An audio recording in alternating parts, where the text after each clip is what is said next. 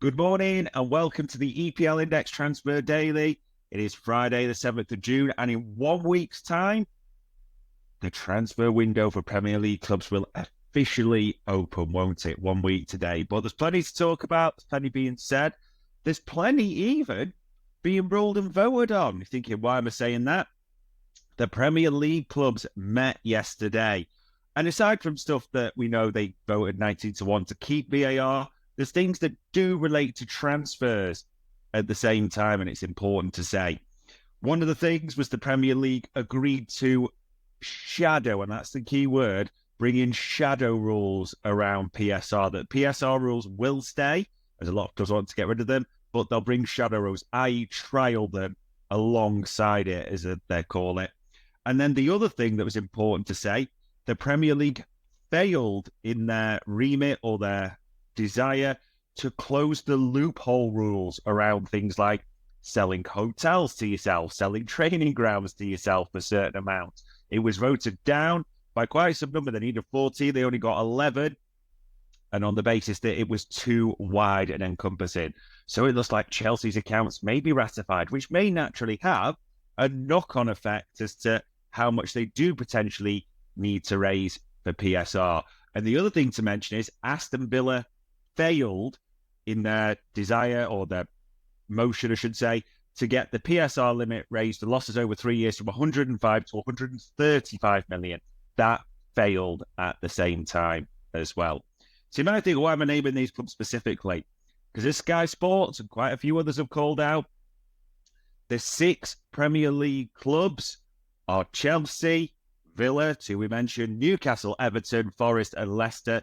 They face having to sell players before the end of this month to comply with the rules. So we are expecting those clubs to be active in the other way on the market, shall we say.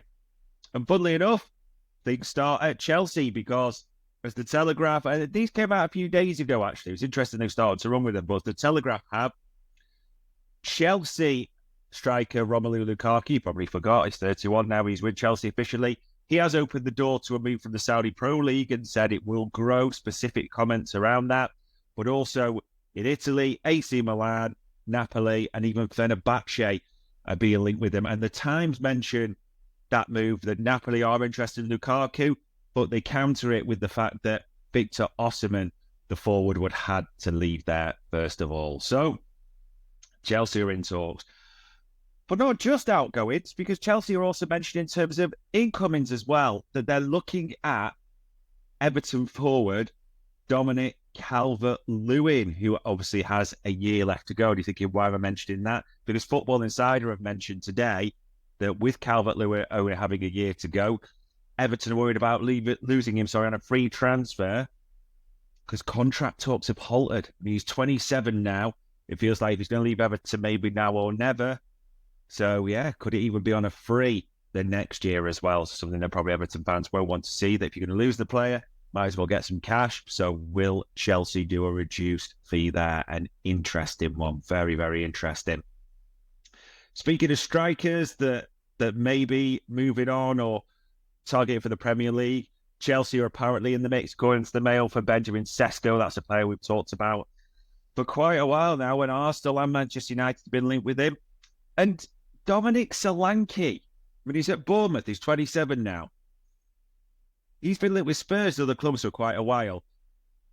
The Athletic say that the release clause is £65 million in his contract, but it can only be activated by certain clubs.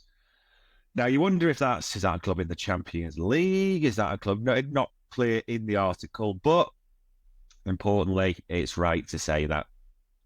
Lenny Yoro's still in the mix, and all the reports do seem to be coming from Spain, which is maybe a key there, because Marca are saying that United have made a €60 million bid, but Real Madrid, funnily enough, are fighting for a signature. It does feel like, according to the UK reports, Yoro favours a move to Spain, to Real Madrid.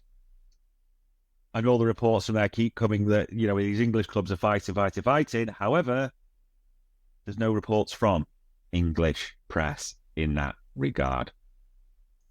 Sticking on Chelsea, though, The London Evening Standard says that they've made Palace and France under 21 winger Michael Olise their top target, and they are ready to pay or rival Manchester United to land the 60 million rated player. And obviously, there's a lot of talk that Olise has a clause in his contract, doesn't he? That it's around 60 to 65 million. There's a bit of uncertainty around that clause and who could trigger it at the same time. That's also been speculated upon. But you do get the feeling he will be bid for at least, or someone might well meet that release clause this summer. So that'll be one to keep an eye on. And Chelsea even further in two regards. That Raheem Sterling, now 29, has apparently no interest in moving to Fenerbahce at all. And no talks have taken place. The Mail poo-poos that rumour. And ESPN say that Dortmund do want to make that move for Ian Maatsen permanent. Obviously, it was on loan. They got to the Champions League last final, had a great season there. But because of their financial constraints, the way they operate, they are reluctant to meet that £35 million release clause. So that will be an interesting one to keep an eye on. A lot happening potentially at Chelsea over the next few weeks. Brighton, they are without a manager. Now, it depends which report you want to go for. Both could be true, technically, because obviously there's likely to be more than one candidate for Roberto De Zerbi's replacement. So, the Guardian say they've held talks with Graham Potter. I suppose another Chelsea link, you argue there, don't you? Full circle, that Graham Potter could now become or return to the Amex. However, the Telegraph say they put 31-year-old Fabian Herzler on their shortlist, that he's guided Sao Paulo from the Bundesliga 2 to the Bundesliga. Very young, 31, but wouldn't it surprise you at someone like Brighton? As we know, is in charge there and calls the shots, don't we? So, yeah, it would not surprise you at all. Interesting. The Newcastle Chronicle just mentioned that Newcastle are in advanced talks with Lloyd Kelly. We're almost expecting that to happen, but they do mention other clubs are interested on a freebie, but we are, expecting that to happen. And the final one I'll give you, again, it's another Chelsea link, ladies and gents. Conor Gallagher, according to the Guardian, he's prepared to stay at Chelsea. Now, everyone knows there is strong interest from Villa. We had Villa a few days ago opening tentative talks, didn't we, with Chelsea? And also Spurs have had that long-standing interest in him. But this Guardian report said he's even prepared just to run it down on a free and stay the year at Chelsea, which you feel would not be what they want, because obviously they want to feed for him their PSR potential issues, as we mentioned before. But could Conor Gallagher just screw everyone, so to speak, and stay that year? That is a potential to happen.